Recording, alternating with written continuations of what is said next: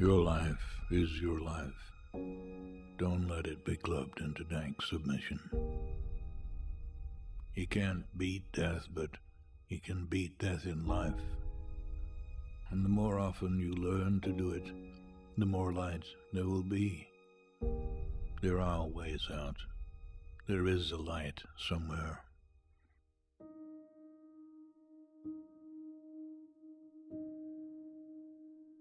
If you're going to try, go all the way.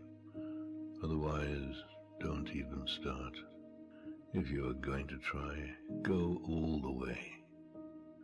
This could mean losing girlfriends, wives, relatives, jobs, and maybe your mind. Go all the way.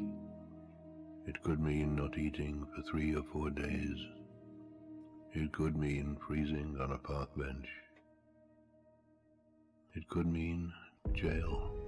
It could mean derision, mockery, isolation. Isolation is the gift. All the others are a test of your endurance, of how much you really want to do it. And you'll do it, despite rejection and the worst odds. And it will be better than anything else you can imagine. If you're going to try, go all the way. There is no other feeling like that. You will be alone with the gods, and the nights will flame with fire. Do it. Do it. Do it. Do it. All the way. All the way. You will ride life straight to perfect laughter. It's the only good fight there is.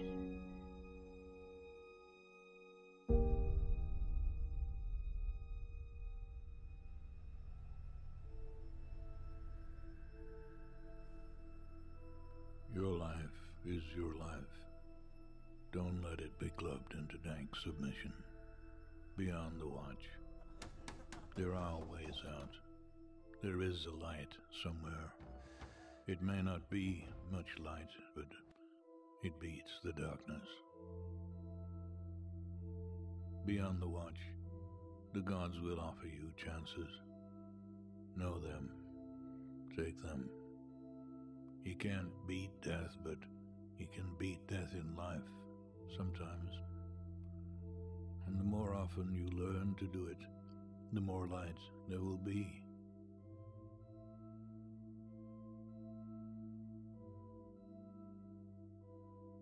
Your life is your life. Know it while you have it. You are marvelous. The gods wait to delight in you.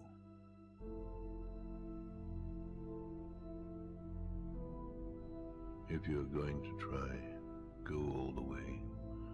Otherwise, don't even start. If you're going to try, go all the way. This could mean losing girlfriends, wives, relatives, jobs, and maybe your mind. Go all the way. It could mean not eating for 3 or 4 days. It could mean freezing on a park bench. It could mean jail. It could mean derision, mockery, isolation. Isolation is the gift. All the others are a test of your endurance, of how much you really want to do it. And you'll do it, despite rejection and the worst odds. And it will be better than anything else you can imagine. If you're going to try, go all the way. There is no other feeling like that. You will be alone with the gods, and the nights will flame with fire. Do it. Do it. Do it. Do it. All the way. All the way.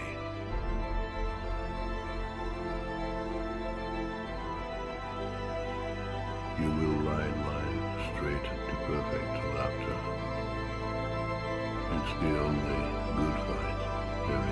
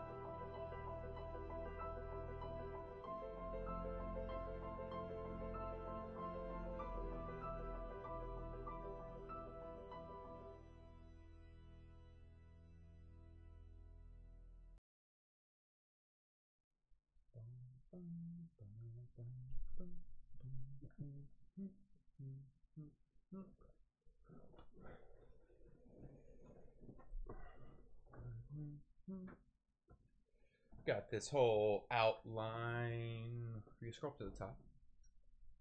A couple shout outs. My boy Ben, my boy Hunter, aka Deadman. Where's Tech? Hashtag Where's Tech? If he watches this or tunes in at some point, congratulations. My boy just had a baby girl. Good luck with that. Buddy I play Xbox with. Second kid. I think it's his second kid that I know of. Yeah. But he just had a baby girl over the weekend. Which is pretty sick. That's a big deal. It's a huge deal. What up, Ben? Yo, I saw you post that that starfish pic. Are you really gonna put that in your tank? Cool, buddy, Ben. So Ben is into extreme minimalism. You heard of extreme minimalism? So people Yeah, I live did that like right before rehab. I did like minimalist lifestyle. So like limiting, like going through all the stuff that you own and limiting it down to like clothing, items that you use, household stuff. Like, it's pretty interesting. There used to be a documentary on Netflix about it. I'm not sure. Yeah, I saw. I never watched it, but I saw the title. Yeah. I mean, I get it. I just don't know if I could do it. Yeah. You know what I mean? Like and the philosophy behind it is really intriguing as far as like separating yourself from unnecessary possessions. Yeah. Something really that's sort of ties into my whole fascination with like the apocalypse. You know what I mean? Like just taking this rat race and just getting rid of it, and then all you have to worry about is the essentials: food, safety, shelter, companionship. That's really it. You know what I mean? Yeah, I can't say I can do that. Shout out to everybody on Instagram behind the scenes, guys. So the show is obviously live on Facebook right now. There's also a YouTube live stream going on at the same time. Behind the scenes, Bill I think is putting the links right there in the comments. You're free to watch it wherever your venue of choice. Obviously on Instagram you don't get to see the special effects with the green screen and the audio's poor, but you get to see a nice side view of Chris and his profile and his lovely beard line he's got coming in. You're actually not in that shot like at all. Yeah. But we're just gonna wait a couple minutes, let people share the links, tell their friends, tell their sisters, tell their wives, tell their best friends, tell their pastors. We got a good show tonight. A couple good topics we're gonna get into. We had a crazy weekend. We'll get into that. Yeah. Shout out to the intro. Do you guys hate the intro? Do you like the intro? The motivational thing? I want to get like an EDM, Lost in the Sauce, Manifest Lifestyle, like custom made intro done, where it's got like graphics flying in, and you know what I mean? Kind of like how Howard Stern has his own introduction. It's got all the different sound bites. I mean, I'm not a great video editor, but at some point I'd like to have that. But that little intro gets me gassed up. Yeah, every week. You can't hear it, but I can hear it. It's my headphones. Is it? Why is it playing right now? Well, my headphones are connected to this one, which I can hear I had it play in the beginning. I have it play every week. But because we're using the mixer now, you can hear our voices. Bill, give me a sound check over there. Check 1 2 1 2. You can hear Bill. You can hear me. I can hear Bill. All right, so that's why. So you're listening to all the mics, but I can hear what I'm playing through the desktop, which is also ultimately going to the show. So I had the little intro going.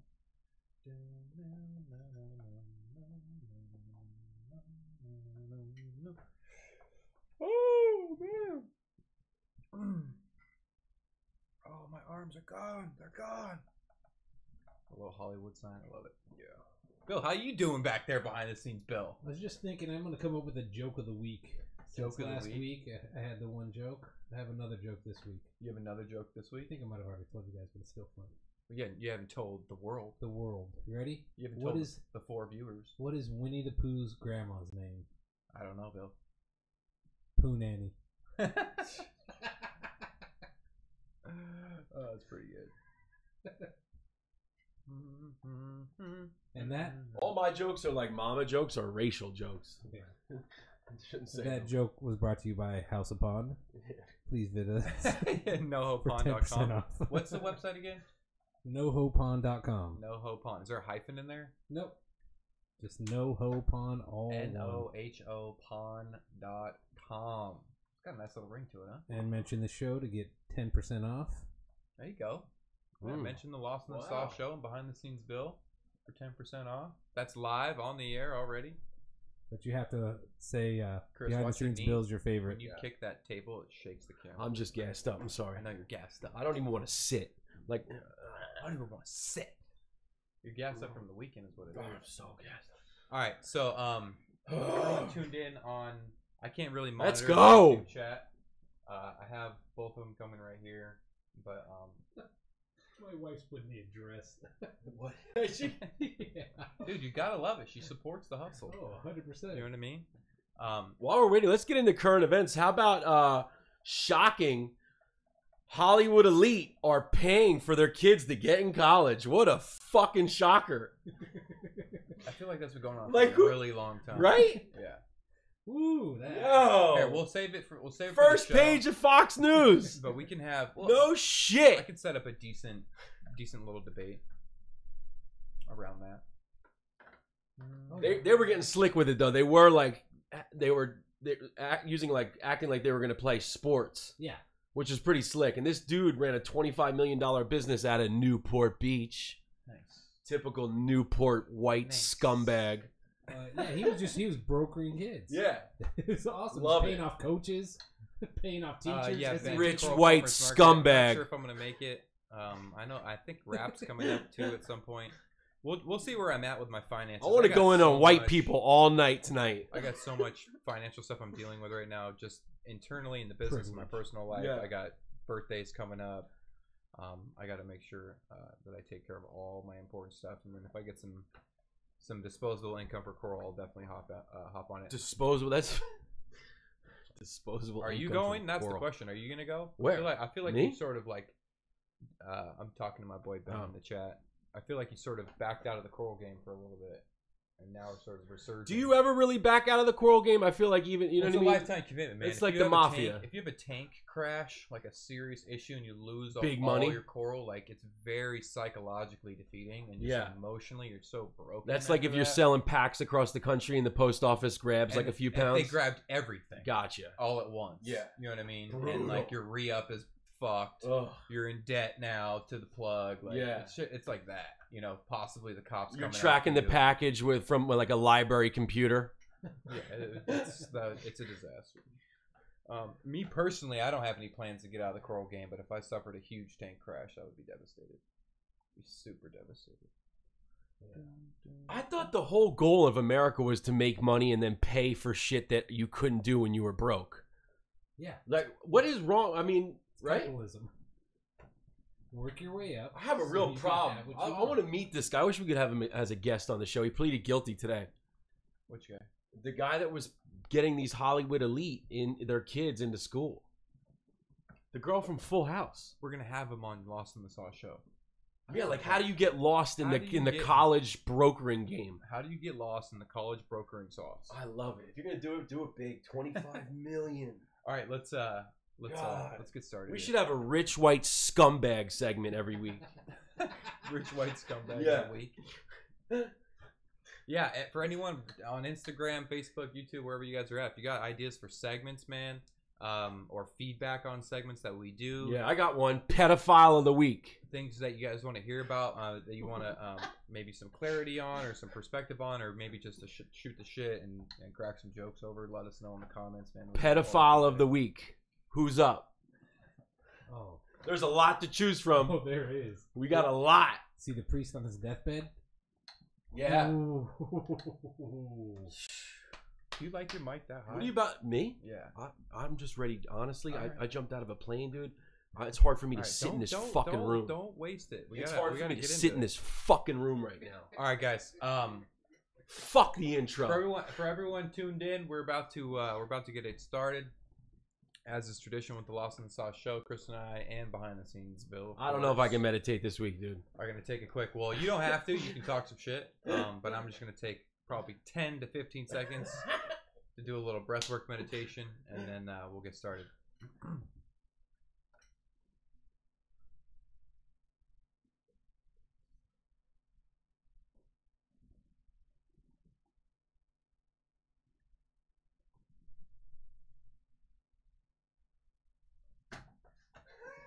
Feel good? Yeah. Behind the scenes, Bill, you ready? Yeah, I'm so Oh, ready. yeah. All right, let's count it down. 10, Oh, 9, so 8, 7, 6, 5, 4, 3, 2, 1. And we are live. Ladies and gentlemen, the Lost in the Sauce show is back on Facebook and YouTube now, but behind the scenes on Instagram Live. I am your host, Killshot California, a.k.a. Ryan Andrew Rhodes. And ladies and gentlemen, you know him, you love him. He gets beautiful, better looking every week, day in, day out. He's probably down an extra 15 pounds just this week, ladies and gentlemen. My lovely co-host, Chris Shea. How you doing, brother? I'm like buying Bank of America at the low in 2009 at $2.32. Your Bitcoin at 2004. Yes. That's how you feel. I honestly do. Ethereum on. They on wanted me ICO. dead. And then, not pictured, but always present in our hearts. We got behind the scenes Bill mic'd up 2 weeks in a row. I don't even know how many weeks in a row you've been mic'd up. Yeah, you've been mic'd up for that's the hot mic. Yeah. Bill, About how a you month doing? now. Goes How you home to doing? all types of trouble with his wife. Just fucking ruining shit. I'm doing well. Doing well. Shout out to Lauren. I'm not going to put your personal business out there, man, but I hope you're doing well. We miss you. We love you. Shout out to Blondie Vanderstern. We know who you are. Secret. We got Blondie Vanderstern. Who is that? It sounds like someone from Pornhub. sounds like a Pornhub name, right? All right, so let's stay on track. So, shout out to everybody tuned in, man. We love all the support. We're about to roll. We're about to kick it off here. And as is tradition, we have many traditions on the Lost in the Sauce show. We get to do our little quick weekend check-in. Chris, Bill, we had a big weekend. Boys. Big weekend. Big weekend. Huge. So I'll hear from you guys first, and then I'll give my take on it. So Chris, how was your weekend, bud? What'd you get into? Well, I was there. Yeah, so tell the world. Ryan sponsored skydiving this weekend. I'm afraid of heights. I've done a lot of shady things in my life, but jumping out of a plane was always like an immediate no. And we went to Lake Perris, and I jumped out of a plane. I woke up every hour on the hour, sweating, thinking about it from like 1:30 to 5:30 in the morning. And then I met Bill at down in Tarzana. He picked me up, and we took the 2-hour trek to Lake Perris. And I jumped out of a plane. So how was that experience? Obviously, it's all the emotion, all the adrenaline just coming through. It's difficult to articulate. It's that difficult. I'm really excited right now. I don't even want to sit. I was calm. You saw I was really calm the whole day. It wasn't a big deal. When I was there, I met my instructor. His name is Joe from Lake Perris. Shout out to Joe. He looked like he was perfect because he looked like a skydiver. You know when you meet guys that look like they rock climb or like Patagonia'd out or whatever? Yeah. This guy looked like a skydiver. And he was the OCD guy. He triple checked everything. Bill had like the kind of like the rebel young guy. Like the mellow, yellow. Yeah, and like he kind of made fun of my guy for being OCD, and I was really excited about that. I was like, I got the guy that's like really super safe. Serious. Because, so he made me feel really, really comfortable. I was doing poses all day. He didn't like that I was like taking a lot of pictures though. He's like, hey, let's get back on track here. Yeah. I was doing the razzle dazzle pose, Yeah. and he didn't like that. And I liked that he didn't like that. It was like I was showboating. Yeah. He was on a mission to get me out of there safe. Yeah, absolutely. Everything was cool. Even on the plane ride up, it wasn't that bad. Yo, when that fucking door opened and this savage opened it, that's when it got so real. Because we were 13,500 feet in the sky. And when that door goes up, and this, like, I would never, ever jump out by myself. Ever. Like, you have to be, I'm telling you right now, you have to be on a different level of not caring about life, whatever you're letting go. You know, because it's jacked up. So the door opened, and I was like, I looked at everyone on the plane like, you are all sick. But I made a commitment. So what my game plan was to, one, breathe. Like, so if you watch the video, you just see me breathe. It's all, I was like, if I just breathe and I keep my hands on these things, I'll be good. Because I just listened to everything that he said. I didn't want to be grabbing the bar, you know, because I knew I could freak out. But Bill was right before me, and I just see Bill go up, and right out. And I was like, oh my, and I'm like, oh, I'm next. And when you get to the edge, you have to go.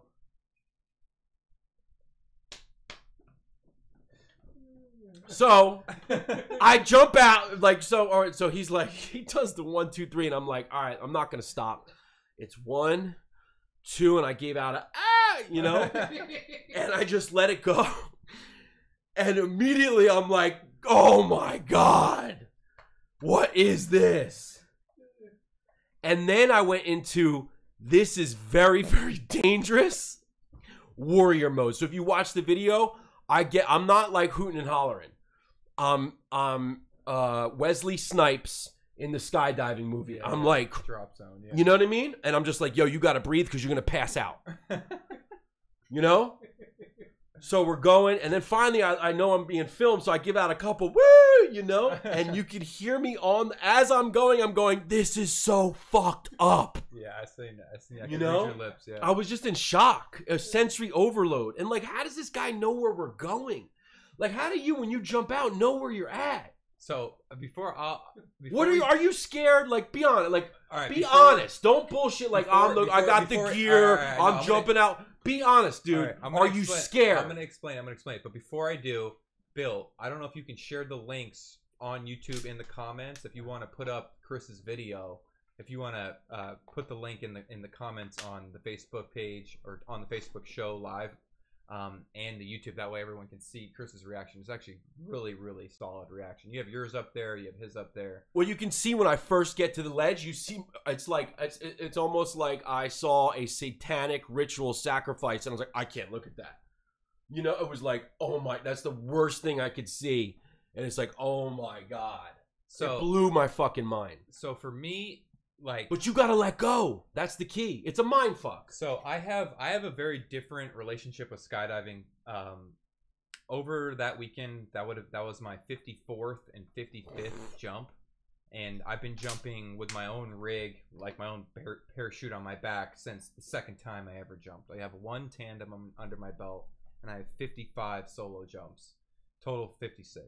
I don't count the tandem. A lot of people do. I just don't.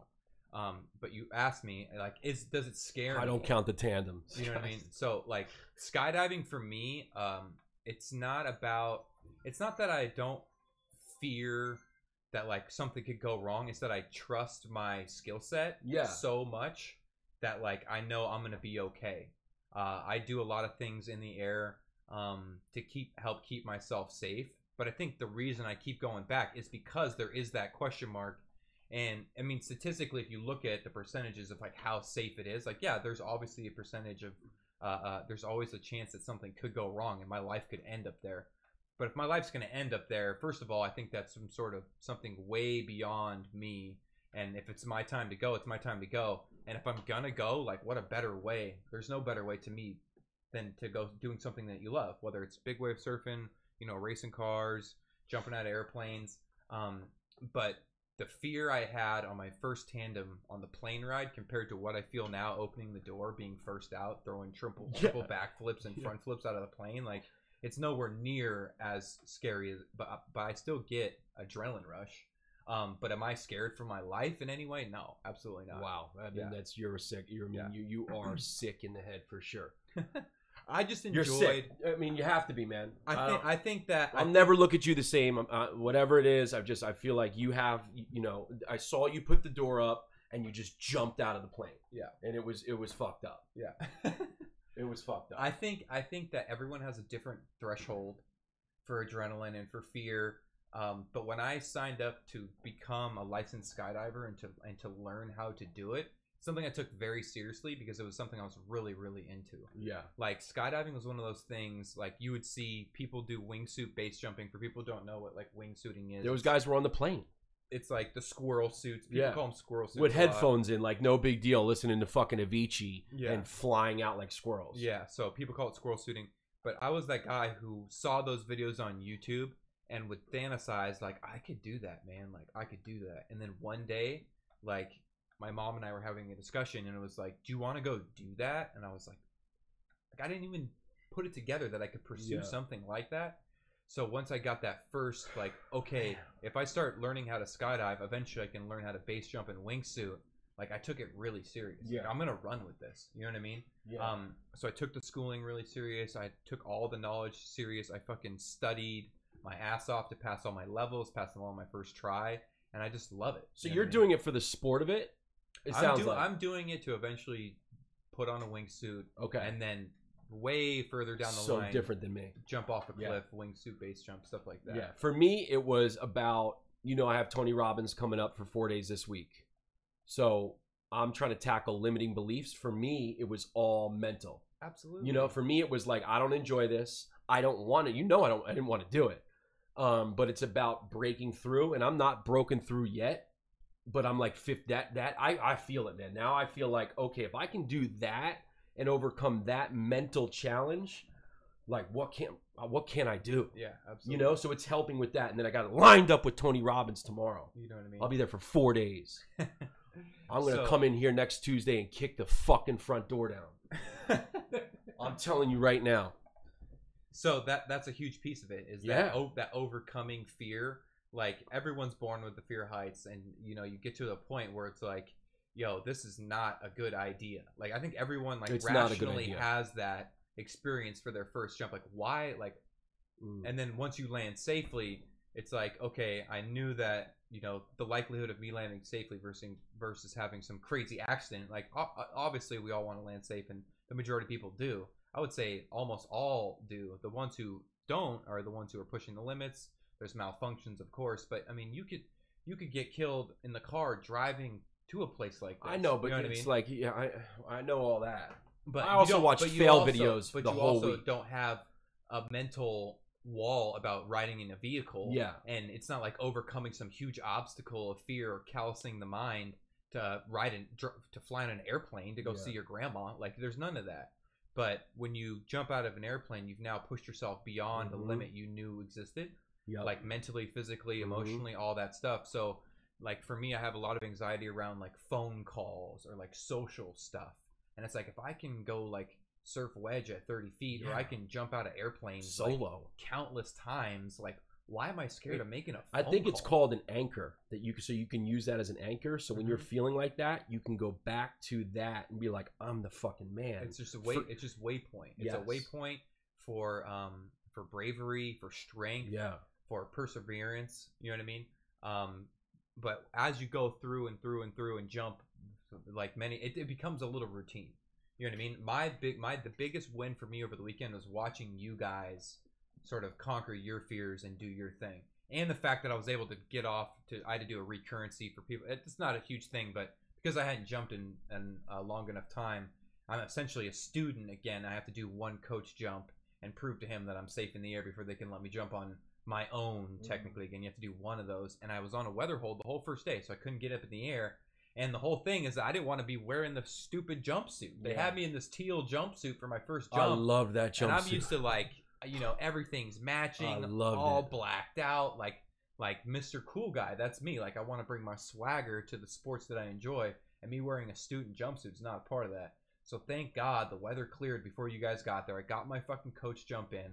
I was able to get in my element and then, like, you know, sort of like impress you guys. Like, hey, yeah, this is me being cool. Yeah, and I was blown macho away, and, man. I really and, was. like, and see you guys have that experience. We're all on the same plane. You Yeah, know, like, it was yeah. fucking, it was really cool. I think there's two things that really helped me, and it might sound corny, but I get a lot of my education by stealing from other people. One was the Will Smith, for his like 50th birthday, he jumped out of a helicopter and bungeed over the Grand Canyon, and he talked a lot about you just got to let go. So that helped me. I was running that exercise in my mind. And then two was an Inky Johnson quote. He's like, yo, at some point you got to realize you can't slow the river down. You can't speed it up. You got to have some faith. You can't control it. So like, I'm up there, let it go. And it's a great feeling when you do let it go and you don't die. Yeah, absolutely. It's pretty powerful stuff. Absolutely. So yeah, I would never do it again ever. But I'm really happy that I did it. Yeah. Thank you so much. I really appreciate it. It was amazing. And then, so Bill, I want to get, this was your second jump, right? Yeah. Bill didn't blink, dude. Bill was right in front. He didn't blink. Oh no, What was different this time than the first time you jumped? I enjoyed it. You're able to sort of, you knew what was coming. Yeah. You knew the fear level, like as far as adrenaline, managing that, and just sort of taking in the experience. Yeah, I knew I'd be safe. Yeah. Yeah, there wasn't fear. You seem cool as a cucumber up there. It was just exciting. On the plane, like people, that's the thing, dude. When we're skydiving, man, there's this hierarchy of coolness, dude. Like when I first started out, like I still had it, you know, like where I'm like, the door opens and I'm kind of grabbing onto the chair next to me, like yeah, I'm not trying to go flying out that door. But then you got guys napping, Yeah. leg out the window. He's got his leg dangling out the door. He's cocked back taking a nap. Yeah. Like it's no big deal. Ice water in his like veins. just as cool as it gets. You know what I mean? And then you have this like, oh, I'm gonna pull at this altitude. Oh, my canopy's this big. You know what I mean? And you have this whole like respect for how hard you push it. The guy in the back in the squirrel suit was literally setting up auto pays on his phone. Yeah. Like, you know what I mean? Like he had headphones in and was like doing auto pay and paying his fucking cell phone bill. He could care less. That's how Ryan was. Ryan was just watching all of us because I saw him. He's watching. I was watching you guys, watching your our guys' faces. faces because I was just know breathing. I've been on enough loads, I've been on enough planes to know that this is, as much as I like to pretend it's not that big a deal, it is a big deal. Oh yeah. And for people who've never done it, it's a huge deal. So, like, sort of taking in that energetically was like really fun for me because I knew Chris was tripping. I knew Bill had done it before. Man, he's trying to play cool. I know that, like, you know, Lisa had never done it. Stephanie's done it once. So, like, you have the, I don't know what's going on. I'm freaked out. I'm playing it cool, trying to impress, and like this whole thing going on. I'm just like I'm a student of it. I'm observing it. So I'm like looking down the line, like, all right, who's tripping? Who's about to shit their pants? You know what I mean? And like, who's faking the funk? You know, it's all part of it. But it was just a really cool experience to see you guys jump, and I'm glad you guys had a great time. You know. Well, no, the best part, I'm telling you, you gave me, like, I had a little bit of fear, but when I saw you jump, open the door, dude, I said, "Are you fucking kidding me?" You just went, woo! See ya. Oh, I was like, yeah, that's it. That's what I want to do. That's the stuff. Like, he's smiling, just like, yeah. Oh, that was beautiful. Yeah, it was fun. That was a good time. I wish I could have got more jumps in, but it was amazing. Someone asked me like how scary it was, and I was trying to put like the scare level to it, and I couldn't. And I explained, I was like, man, I've been really scared at Wedge when I shouldn't have been out before, in choppy conditions, wasn't taking set waves, was stuck in that corner of death and couldn't get back in. And like that's 1/1000th of the how scared I was. So I would think that if I could explain it, I would say it would be similar to be swimming with the great white, but you're with someone who's like, no, they're cool, they don't bite, and you're not in the cage. You know what I mean? Like they're trying to reassure you that everything is okay, but you're still swimming with a great white. Yeah, like that's as close as I could put it. It's interesting how that's your truth as far as the fear level. I do know that my first plane ride, I was pretty like, whoa, like what's about to go on. But if I could explain it, I think a lot of it is sensory overload. It's like the anticipation, like seeing the people go and then go and then go, and you're like, oh, you're sort of like going through this like, oh my god scenario. but there's so much, whether it's fear, adrenaline, like happiness, sadness, you're freaked out, you're stoked. Your brain, it's so much to process. It's hard to put into words until you actually jump. But I've been in that same death triangle at Wedge and been more scared at Wedge. Like I've been more scared surfing than I have skydiving. And that's the difference, is that like some people it's this, some people it's that. Like some people don't even like swimming, period, and it freaks them out. Like I won't ever get in the water. You know what I mean? Well, I brought up the wedge thing to the instructor. He was like, "That sounds scarier than this to me." And I was like, "Well, you're clearly out of your fucking mind." Yeah. It becomes routine for them. Some of them have thousands of jumps. No, I looked my guy up. He's a professional base jumper. He's jumping off cliffs, and like the parachute fails, and he runs, and it goes into walls, and like he slides and lives. Yeah, that's the guy that I jumped. That's with. no fun. You don't want any of that. But he's been jumping for so long that happens. Like he's like, hopefully you can learn from this. He pushes the limits. This guy's a nut job. Yeah, because regular just jumping out of an airplane. No, it doesn't do it for him. It's like, what's next? Yeah. And for me, for B license, it's base jumping out of hot air balloons. There's like base jump meetups off of bridges, and then eventually like off of cliffs. Because if you have a bridge, you can go under. You know what I mean? So you don't have to just go out. You can go under. So you have a little bit more room more room for air. Hot air balloons are going to be up higher than most of your bridges nationwide. So you sort of tiptoe into different areas of base jumping. But there's so many disciplines. You mean you could just be on your stomach, like you see in the movies, like, oh, on my stomach. It's called belly flying. But then you have sit flying, you have the boards, you have all the different synchronized. Yo, this guy, my teacher, he's got a video on YouTube. They set up a slip and slide in the airplane on the ones that open from the back. And they did a slip and slide out of the plane and then landed on a slip and slide. That's rad. These guys are crazy. I would love to do something like that. They were on little things from the pool. Like unicorns. They don't give a fuck. Like floaties. Yeah. Floats. So yeah, we're actually gonna go back. I don't know if you guys, didn't tell you guys this, but to keep my license current, I have to jump again within 60 days. So if anyone's watching, you guys want to go out there and experience what we experienced, I'm going to be out there sometime within the next 2 months. March is pretty jammed up, but probably sometime in April, I'll be able to get out there. You guys are both more than welcome to go. Hopefully we can get Jason and Marco and some of these other guys, some first timers. I want to get Ari. Marco is not jumping out of a plane, I mean? dude, and Ari is not jumping out of a plane. But so yeah, so the next 2 months we'll be out there doing it again. How about this? If Marco goes, no, I'm not even gonna say because I don't want to go. I don't want to say Marco sign my own death warrant. Yeah, I don't want to go.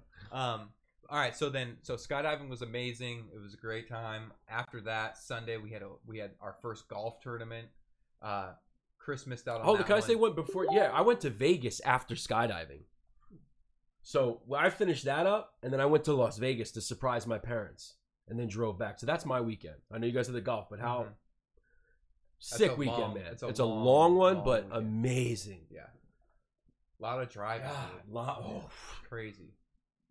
Shout out to Brogan. Savage. So we had our golf tourney. I thought I played fine. I had a couple shots that I was like, oh man, that was a shitty shot. But overall, like my chipping was on, my putting wasn't half decent. I could have done a little bit better off of the tee box, but like I said, I had maybe 3-4 shots throughout the whole day where I was like, that was like a total shank. But I had a great time. It was fun. It was fun managing the stress and the adrenaline of a tournament, not just with your group watching, like Bill and his brother and Jason and I, and everyone's watching and there's pressure. But like, okay, this score matters. Like there's prizes, like placement, there's respect on the line. Like it was cool to see how my game evolved and like whether you rise to the occasion or you sort of falter under that pressure. I've always been one who didn't like pressure but did well under pressure, if that makes any sense. But Bill and his brother beat us by 1 stroke. Woo. I'll never live that down, which is fine. I had a great time. Bill, you had a good time over at the tournament? Time, especially the last hole. We had a little $5 bet on closest to the pin, and I won. You stuck one on like, I don't even know what hole, maybe like 8 or 9 or something, 2.5 feet. Yeah. Of course, they didn't have the clipboard out there for you to be closest to the pin. And I've actually played better on that course than I played this weekend. But I had a great time. I'm excited to get back out there Sunday. Probably play the regular executive. But it's super fun. Huge Manifest Lifestyle win for this weekend, I would say. I mean, all of us. It was just crazy. It's cool to sort of put these ideas out there of like a community coming together and experiencing life and living life to the fullest and really, really pushing the limits. I love to push the limits, but to like really to put that into practice, and then not just for myself, because this is something that I've like a lifestyle that I've been trying to do personally for some years now, but to bring the community in and be like, and like not even just, oh, hey, Ryan's gonna call his friends, but like friends calling friends, people organizing stuff, people taking of their own free will to sort of create their own version of this manifest lifestyle, this whole like sort of mantra. It's been really cool to see it progress. You know what I mean? And this is just the beginning, right? Oh, yeah. We have big plans for all the mixers, whether it's dating or business entrepreneurship, marketing, you know, pizza parties and DJs and pool parties and volleyball and softball and all that stuff is stuff we look forward to doing in the future. But we're off and running, boys. So that was nice. I know it was a long weekend check-in. Yeah, obviously we got a lot done. That's exciting stuff. But let's jump into some current events. Chris, you want to kick it off? Yeah, current events. I mean, there's a lot to talk about right now. I didn't watch the Michael Jackson hit piece on HBO, but I don't know if you guys did. That's kind of going on. Bill, what's the deal with that? Just a different perspective of the whole Michael Jackson saga of sexual abuse. It's a different way to look at the sexual abuse. But aren't they the same two guys that testified that he didn't do anything that are now coming out for a check? They testified when they were, I think, 10 years old. The one kid was 11, and then again at 22. And then then the other one didn't testify because he couldn't, because he knew what really happened. And then the other one did testify. And it's not a hit piece on Michael Jackson. It's like I said before. It's kind of it's a different way to look at the victims of sexual abuse and the way that they don't look at it as abuse. They look at it as they weren't abused. They were loved. They were told, you know, this is what people who love each other do. They were told all these things, and even though you're older, if that's your truth, that was their truth. Like, it seems crazy to us now. It seems crazy to me that their parents let that happen. But you could kind of see in certain situations how that it doesn't seem weird at that time, and that's what this piece is about. It's really, I mean, it's disturbing. Yeah. Because I've had sexual abuse in my life, and I could see where these guys wouldn't have thought it was abuse. It's their normal. Yeah. You know, when you're young and you're put through that when you're young, it becomes your normal. It doesn't become weird. It's normal. So, you know, like playing basketball, that's normal when you're a kid. But if you don't play basketball, you're playing, you know, you're being sexually abused. That's your normal. So it's really it's fucking crazy. It's psychological. I struggle with that one. Yeah. I saw most of it. I saw all of part 1, and I saw pretty much 4/5 of part 2. I didn't watch the very last 20 minutes, so I don't know what the exact ending was, but I did watch it. I think you point out something in the thing that really stuck out to me is, like you said, the victims, right, quote unquote, the two men who are being interviewed, their perspective on what was happening versus society and its perspective on what was happening are two very different things. For them as their kids, and then as adults getting married, raising kids, and how that perspective changed. And it was very interesting. I do want to add, like, these guys did testify that this didn't happen. They're now making this huge documentary. It could be a cash grab. It could be some crazy conspiracy. But let's assume that they're telling the truth, right? To me, my whole thing, like, immediately where I went was I felt bad for Michael, because people don't just victimize others, right? People have been victimized themselves, and you could say that it was his father was super mean to him, and he didn't have a childhood because he had this huge career with the Jackson 5, and then this becomes this essentially a so introverted because of how successful he was really unable to create connections with people, and that sort of that PTSD, that trauma brain of his, like, this was his way of connecting with people. And that's, I mean, yeah, is it okay? No, I don't think it's okay. I'm not trying to say, like, Michael Jackson, whether he did or didn't, let's assume that he was molesting children. Is that okay? No, hell no, it's not okay. But ultimately, my heart went out to him because I knew that there's something there unfinished business, unfinished trauma, unprocessed stuff that was going on with him, that this was his way of creating connection. And ultimately, we all want to feel that connection. I think the two guys who are being interviewed talked a lot about that, is that to them, they loved Michael. This was their, whether it was like a boyfriend or a father figure or whatever, like they just wanted Michael's time. And they knew, like, when they were together, that was a genuine connection, that they were expressing love with one another. And like I said in the beginning, is that society thinks that that's all completely fucked up.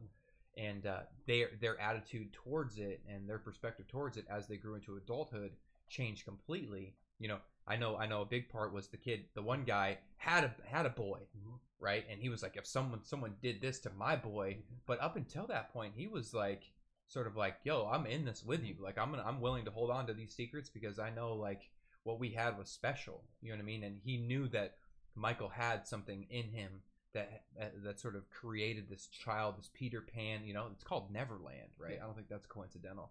He has that Peter Pan sort of syndrome. Yeah, I think Michael was a special guy that was sent here to enlighten the world, and I think we're involved in spiritual warfare. And I really do feel like I take Michael's side on it for whatever reason. I feel like he was sent here and he owned the masters to the Beatles catalog. He owned half of Sony. And he talked about before he died that they were going to kill him and take him down, and they had tried before. And I feel, and that's like the conspiracy side of me, I just feel like the guy's dead, and now you're doing this to him. I just don't trust it. Yeah, you know, absolutely. I think he was a special guy that came here to like carry the light, and the opposition, who are the evil world that we're up against, like it's their job to take him out, discredit, and not let him be in power like that. There's another one with like Bob Marley. You know what I mean? There's a whole thing with that. The free thinking, right? Unifying black. Doesn't matter if you're black or white. All that stuff.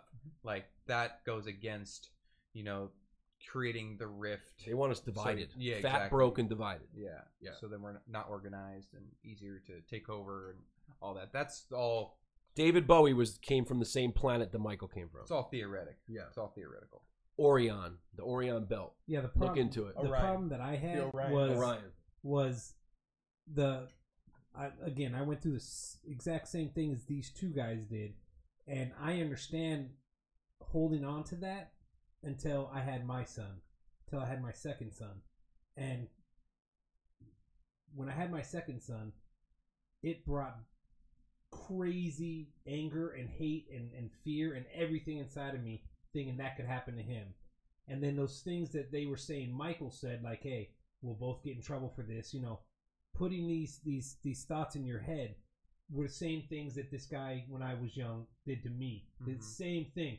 So this whole thing brought back crazy like emotion. I started crying when I was watching this. Like it brought back crazy emotions, and that's why I do believe it, because I understand that when you have your kids and all of a sudden you think someone's doing that to your kids, that's a whole nother level. Like that brings out a side. So I could see where they could have held that in, because I never talked about any of the shit that happened to me until I went to therapy. Yeah. And that was after I had my son, because of thoughts I was having of, you know, killing this guy.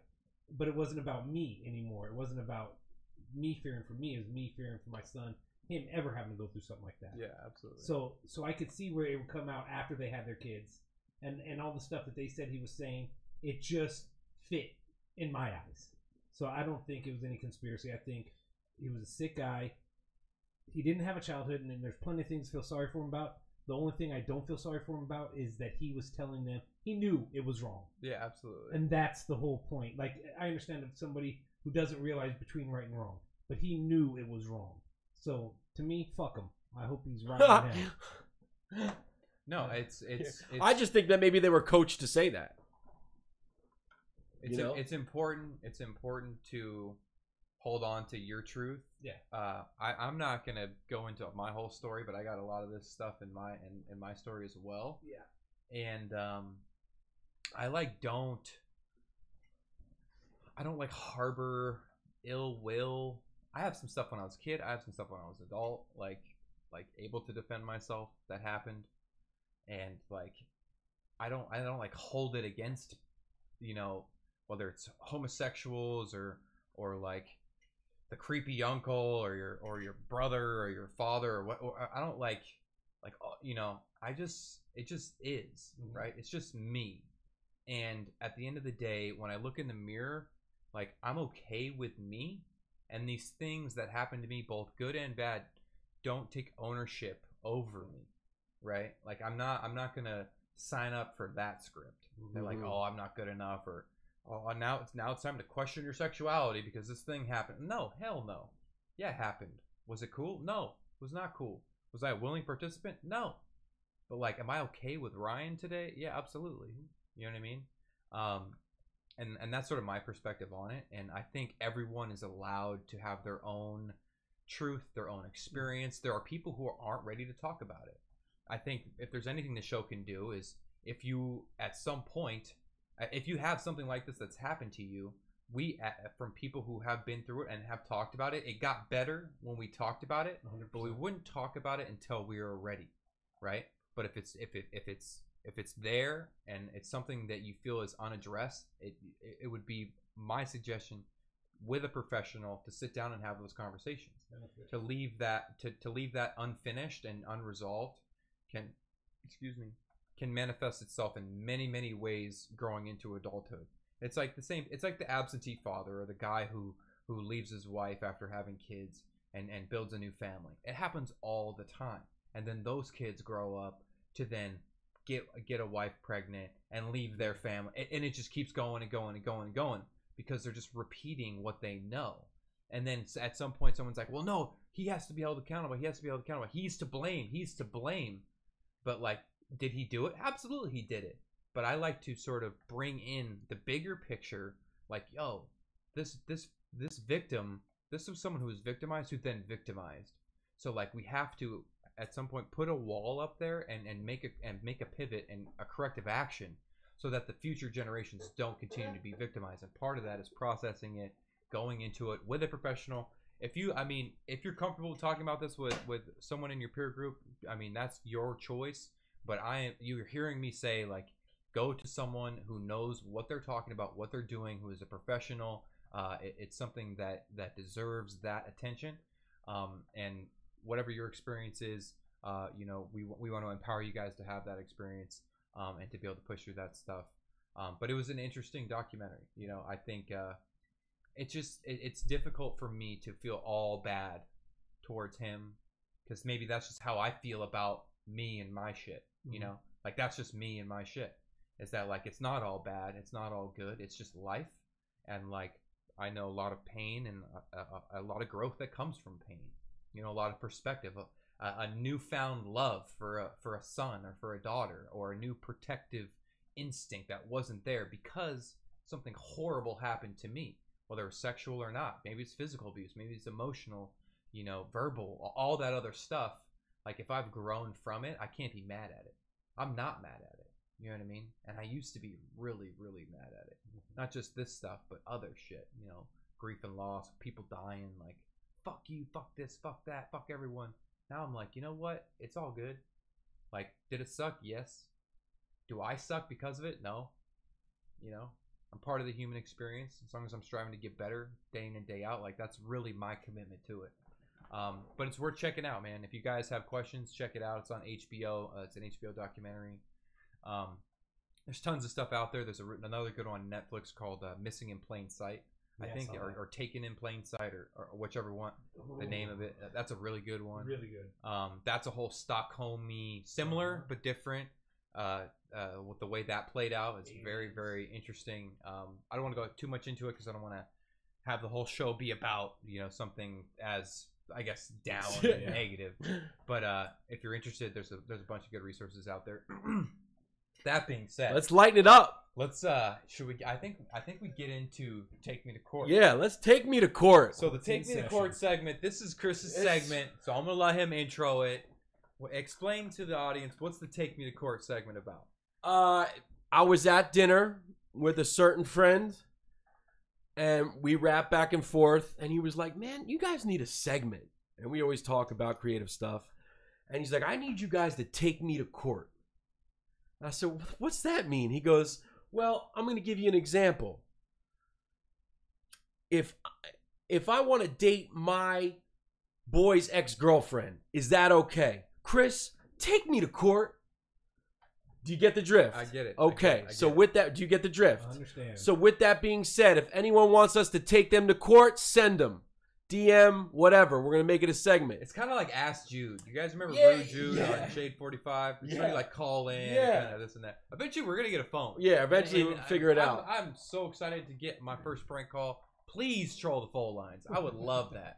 Like, order pizzas to a pizza shop, whatever you want to do. Like, I cannot wait to get trolled on Facebook Live. I think that'd be amazing. But as far as take me to court, Yeah.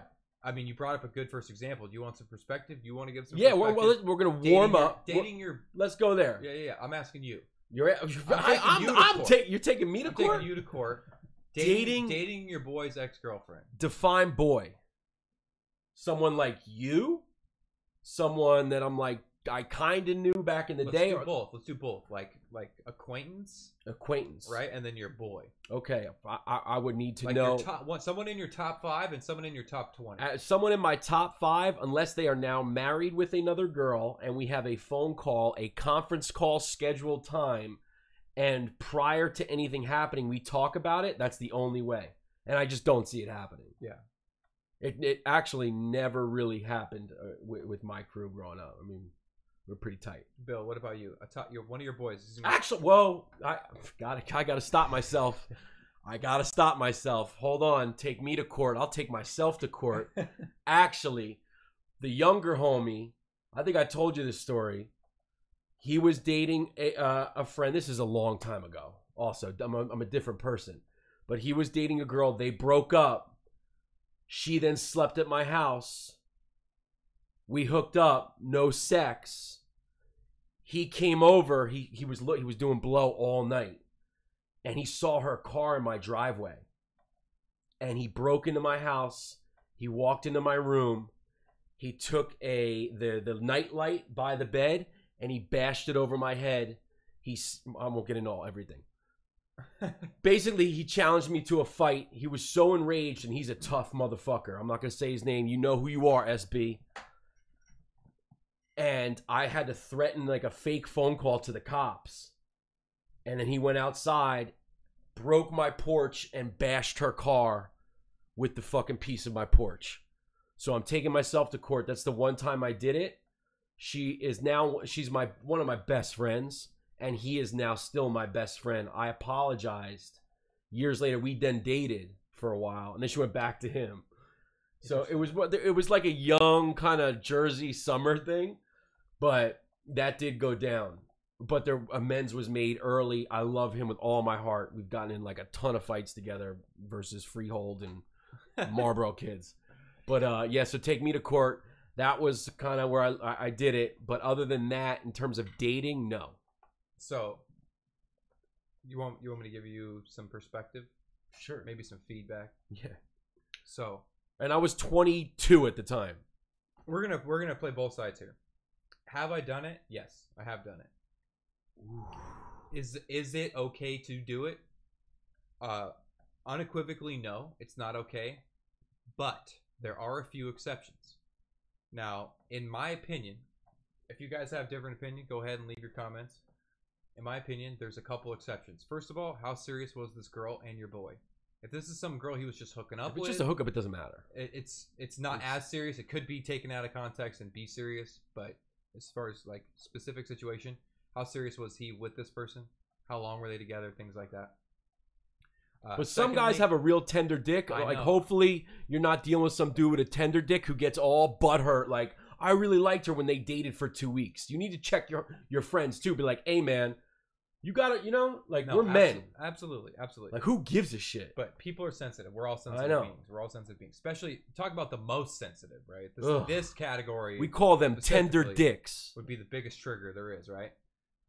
All is fair in love and war. Empires have been toppled over relationships. Cleopatra. Or Helena Troy. Another good example. I don't even know shit about Cleopatra. So, how long were they together? How serious was it, right?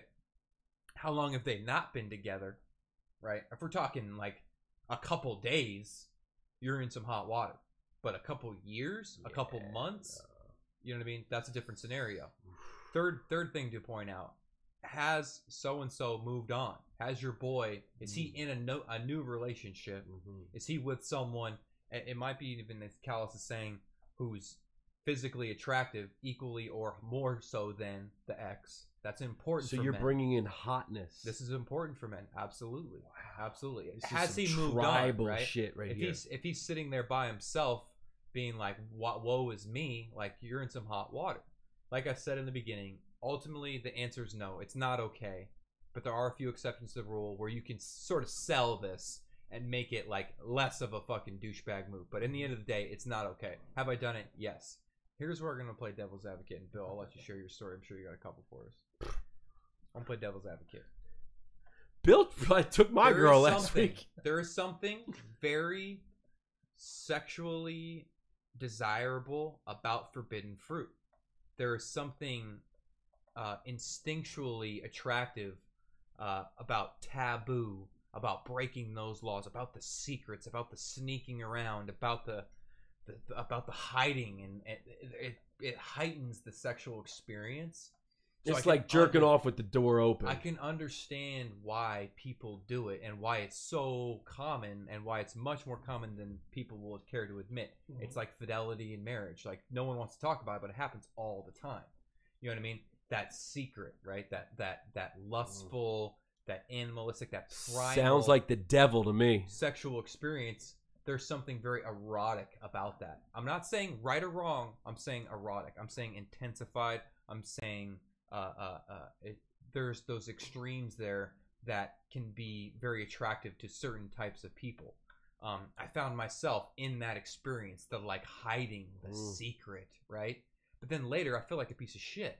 You know what I mean? And all this stuff comes out in the wash. If you think you're gonna hide it forever, you're wrong. It's not. It's all gonna come out. And when I was checked for my behavior, 2 times that really stick out to me. That's really it. They weren't current girlfriends, thank God. These were exes. But when I was given my 2 cents by the person I had wronged, I didn't sit there and justify my behavior. I didn't make excuses. I didn't down talk him or down talk her. I took ownership, and that was one of the few times where like a man showed up there, and I was like, "Look, I can sit here and talk to you." This is verbatim. You've heard me share this in my story. Yeah, you didn't hit him with just some real hardcore player shit like, "Hey man, Yeah, like she chose up. it you is know what I it mean? is, homie." Yeah. No, I was like, look, I can talk to you till I'm blue in the face, but I'm gonna let my actions speak for themselves. Yeah. You know what I mean? And took those lumps. You're a scumbag. You're a piece of shit. You're a drug addict. I couldn't expect anything different from you. Boom, boom, like fighting words. All this. People have been killed over less, right? But I knew I was in the wrong. It wasn't for me to like defend my wrongness. That's bullshit. That's ignorant and it's immature. So I took my lumps like a man. Going forward, none of that behavior. Since that conversation where I took those lumps, I haven't had an experience like that. Now, I've had this done to me countless times. By your boys? Oh, my God. Damn, you got Newport. Orange Countless County, times. folks. Bro, your boys will hit on your girl on your date. No, that's never Yo, we're on happened a to me. date. What's up, girl? This and that. Trying to grab on her, talk to her. Oh, no, we're just playing around. We're just playing around. That's crazy. Like, dude, how many times I've been done like well, maybe this Jay Adamo back in is high like school. countless. And that's just the times that I've found out about it. You know what I mean? I've had some really suspect conversations with dudes where they're like thinking I'm hooking up with their girls and this and that, and it's all, you can tell it's all coming from this place of guilty conscience. Yeah. And like you can't prove it, but you're like, this motherfucker's got secrets, bro. Yeah. I took a lie detector test for someone. Shut He thought I up. was fucking his girl. I was like, I'll take a lie detector A real test one. right now. Yeah. You ever been hooked up to a polygraph? Are you serious? I swear to God. Swear to God. And I was like, look, when I pass this, it still won't be enough because you're sick. I was like, you need to look at yourself. I was like, it won't help. How do you have I access passed to a it. lie detector? How do You hire someone. Yeah. There's professional. How much? I don't know. I didn't pay for it. I'm gonna start Probably a couple busting $100. that out on people. Couple $100. That's awesome. Passed it, laughed in his face, and he still wasn't convinced. He's like, he's like, you got recruited by the CIA. Like, you've studied this stuff. You could pass it. Like, if anyone could pass it, you could pass it. And I was like, look, bro, I feel sorry for you, man. Like, you're sick. Your insecurities, like, this is an issue that you need to deal with you. This is your shit that you're putting on me. You're putting on everyone else. You're putting divisions in the friend group because of it. Like, no one wants to be around this drama because you're psycho, crazy. Yeah. Okay. You know what I mean? Yeah, hooked up to a lie detector test. Laughed in his face. What about you, Bill? I've been on both sides. But take me to court. Are you allowed to do it? Under certain circumstances, yeah. If you, Similar to like what I listed. yeah, or you just if you're straight up with them, like, hey, we're interested in each other. Before anything happens, I'm letting you know. Will you be cool with this? Yeah. So it happened to me with my best friend and a girl that I wasn't dating. I was, you know, she's my booty call for about a year and a half, and he started getting feelings for her. And It was your booty call, and then your best My friend booty call. liked her. yeah, That's awesome. and my boy liked her, and he's my best friend. But I don't know if you call it man up because it puts the person in a bad position. So he asked me, hey, do you mind, you know, I start dating her? And me, like, I don't give a fuck, even though it bothered Even though me. you Yeah, absolutely did give a fuck. Of Yeah. course Yeah. I did, but I was trying to act like a tough guy. Like, no, I get plenty. I don't give a fuck. Yeah. And so I regretted that. But then the funny part is he was still so jealous of me that relationship never. They got Of married, course. and it was always I get phone calls. You know, we're fighting about you. Are you fucking her? Are you doing that? I'm like, Oh man. bro, Who are you wants to kidding sign me? up for that? Really? Oh Really? my I god. told you this was gonna happen. I warned them. I said, look, this will probably happen. You're gonna think you're gonna feel weird around me. All this is gonna happen. It's gonna screw up our relationship. But if you want to go that route, if it makes you happy, I'm all for it. And then it happened on my end, but it wasn't. It was my buddy stubbed this girl like one time, and they don't even think they ever went on a date.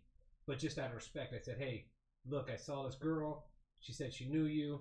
Before anything happens, I'm letting you know that, hey, we're going to go out on a date and something might happen. And he's like, yeah, no, that's fine. I have no problem with it. But I'm sure it bothered him too. So the fucked up part is it happens all the time. People don't talk about it. It's not something that people talk. People do this shit. Yeah. I've had so many people try to hook up with my girlfriends when I'm with them, right then and there. Like Yeah, you said, yeah. like just the flirtation and stuff. And that's the way I know if I want a girl, if she's right for me. Yeah. Is if she plays into it at all, I don't want to be with her. Gotcha. It's real simple. I want a girl who's gonna be like, why would you even flirt with me in front of my man? What's Yeah. wrong with you? What kind of person are you? Know? Yeah. And that's the way my wife is. Like, she'll call people on her shit right now, and I'm like, fuck, I That's love what you want. That's All right, with that beautiful. being said, let's go a step further. Another question was, take me to court. Sharing your girlfriend, sharing your wife with either just a threesome female or with another couple. Take me to court. This is a really straightforward answer for me.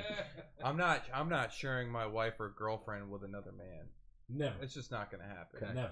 Now, Even am I like super excited about bringing another girl into my relationship? Fuck yeah, but that's Of the double course. standard. Like, oh, hell yeah, sure, you know that's all good. It's good until some other guy is doing what you do to your Yeah. woman. Maybe he's better at it. You know what I mean? There's some insecurity to deal with. Maybe he's bigger than you are. Mm-hmm. You know what I mean? Maybe he's got a nicer car, more money, more to offer.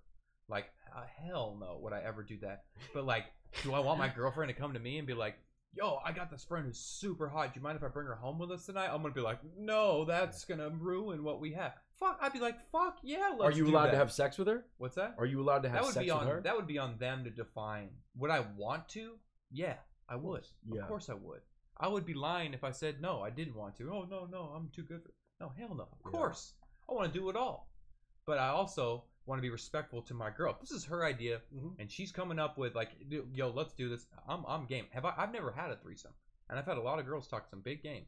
Yo, let's do this, let's do that. Girls get possessive of me. I don't know what that is about. Maybe it's just not in my cards. But let's to sort of create a hypothetical.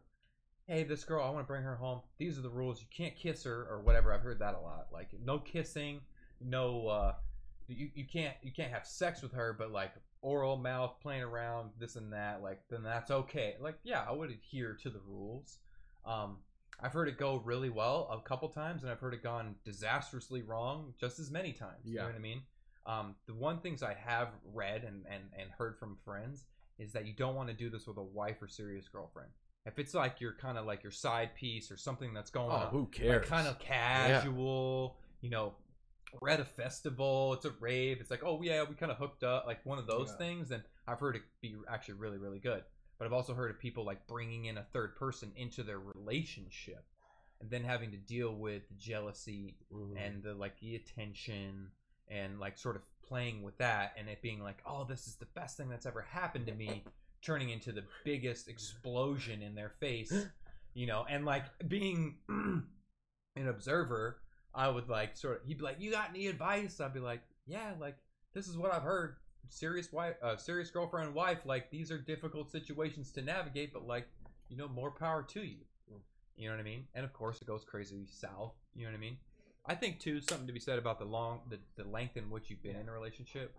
And I really hope that my relationships going forward, like that my sexual experience doesn't become like kind of boring and bland. But that's a really common thing, is that like you used to have this great explosive sex in the beginning of a relationship. It's sort of like plateaus into this sort of like routine, and then you get into the exploratory phase where you're getting into some weird shit and outfits and bondage and bringing in another girl. So like I think there's something to be said about how long you've been in this. Like like you've been with a woman 10 years.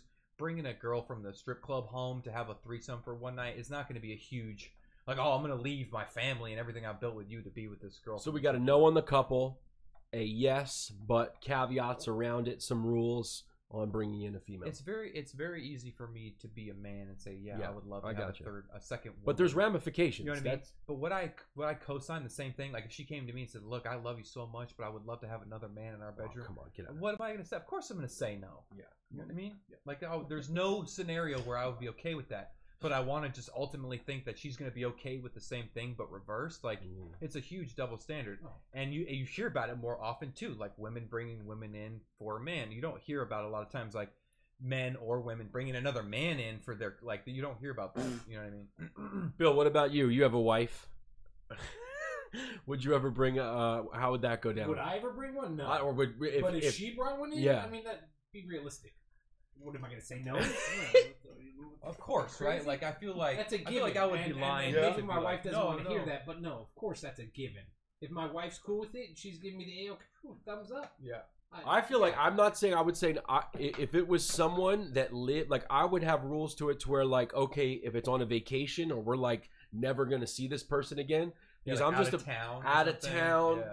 Like, but I'm not just ready to sign up for it because I'm afraid like breakfast the next day could be like a little weird. My big thing is like I can't pretend to be as excited as I really am. Yeah, yeah. And you cannot show that you're really, really into the other person. Of course not. You have to pretend. You have to act like you are more into your significant other, your spouse. Yeah. Even though you're so excited, you gotta be like, oh yeah, like if that's what you want, babe, I'll do it for you. Not like I hit the lotto. You know what I mean? Yeah. Like run into the ATM. You have curbs in on your excitement. You got to curb it. Yeah, absolutely. There's a lot of curbing going on. You got to curb it. And, all right. it does happen with age. Okay. I was telling a story earlier that like longevity. Some of my wife's friends' parents are in their 60s, and they just ended up getting another girl involved. Now all three are married. They've been married for before they were married for 20 years. Now they've been a couple for like 5 years, and they're cool. And they have, it's open to just those three. And that comes with age. I mean, we all become more, well, hopefully we become a little more, understand ourselves a little bit more. And we understand our relationships and our wives and our husbands. And at some point, you've been together so long, yeah, you can talk to each other. And that conversation can happen. At the beginning, first 5 years, there's no way that conversation should probably ever come up. Yeah. But after you've been together a long time, I mean, you're solid. You know what you have. Yeah, I love you. Yeah.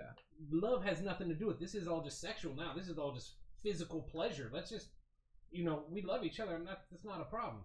And again, I've heard the same thing. I've heard horrible stories, and I've heard it's the best thing in the world.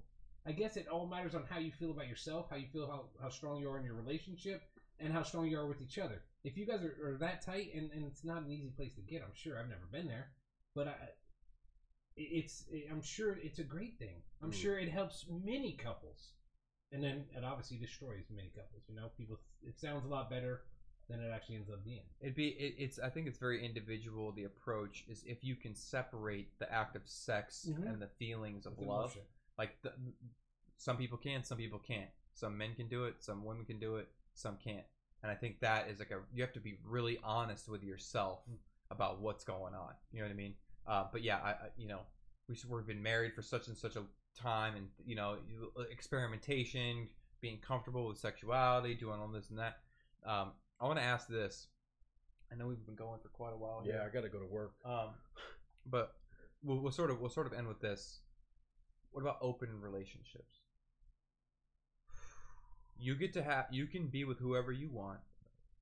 She can be with whoever she wants. Are you willing to trade that? For me, that's an easy answer. Absolutely not. I do not have. My ego's way too big for that. Yeah, I couldn't do that, and not right now. Because people do it all the time. Yeah, and open.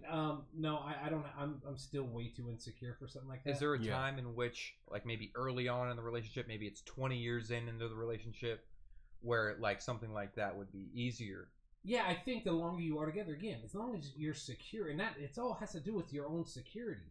Like me and my wife, we've had this conversation where, hey, we know that if we weren't together, we'd both be okay. Mm-hmm. We're not the kind that are like, oh my God, if I lose you, I'm gonna die. It's the end of the world. We already know we'll both be sad and we'll move on and we'll live our lives if something ever happened. But you know, in that part we're great. But I couldn't imagine. No, I'm way too insecure to imagine some dude being bigger than me, better than me, more, you know, just better than me all around sexually. Yeah, would drive me fucking nuts. And that's all it is, my own insecurity. So you don't even think about the opportunity that you would be able to be with another woman. It's all straight directly to what's this other man. You're not built for doing that, in my Bill. relationship. Let's face it, you're not built for it. 100%. It's all even that plus for me to be able to go have sex with other women. It's not big. Not even it's not close. worth it. It's not. I mean, it's he wouldn't sleep at night. The scales tipping are like way down here. It's not worth it. Yeah, I've had my fill of. He'd be going limp during sex, thinking about the other guy. Thinking about the other guy, railing my wife. What's wrong, baby? And my wife not like, don't touch me. I'm fine. I'm already taken care of. Oh, she's fake nutting all night. Oh, yeah. All right. That's it. That's the segment. Take me to court. Thank you, jury, for participating. I know we need the Law and Order music. So all right. So thanks guys for tuning in to another fun-filled Lost in the Sauce show. Let's see. We got Lost in the Sauce show on YouTube, on Facebook, on Twitter. Do we have an Instagram for Lost in the Sauce? Yes. On Instagram, you have your personal Instagram, Chris Chris Shabo. Killshot CA. We got NoHo Pond. I put the skydiving on this YouTube. Oh, you linked the jumps. Yeah, so if you guys want to check out on both YouTube and Facebook. On just YouTube. On just YouTube. So if you guys want to watch the skydiving videos, it's on Lost in the Sauce Show's page. The actual links, you put them up there? I put it on this one. I'll throw it on the page. Like in the comments or whatever? Yeah, and I'll put it on YouTube too. All right, cool. So yeah, you guys can check that out. You get to see Chris's face as he's exiting an airplane. It's actually classic. Probably one of the best exits I've seen in a long time. Thank you guys for tuning in. We'll catch you next week. If you want to give us some feedback, what'd you think of the show? What'd you think of the Take Me to Court segment? We love all the interaction, and for those of you who are sticking with us week in and week out, man, we love the commitment. And with that being said, I am your host, and we are signing off. We will catch you next week.